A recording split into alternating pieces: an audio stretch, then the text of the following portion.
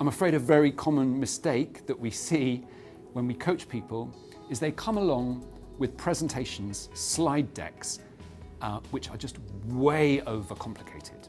And you get the feeling, and often it's true, that they've reached into their bin of possible slides and they've plucked out a few and they've cobbled them together in order to make a presentation. So we're often encouraging people to think about what's the logical flow of this slide deck. You know, if you remove all of the pretty pictures and you just look at the titles, do they make logical sense as you read through them? You know, what's the logical journey that you want people to go on, number one? And then number two, how have you brought that to life? Is it visual or is it pretty text heavy? Ideally, of course, it's visual.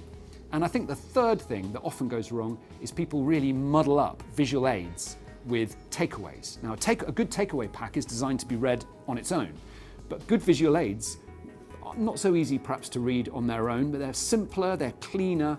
So figuring out the difference between those two is a pretty important trick as well. What makes a standout pitch deck? Simplicity. Make it easy for the audience to understand what you're offering them, why it matters to them, why your argument is consistent and compelling. Making the complicated simple. That's a standout pitch deck.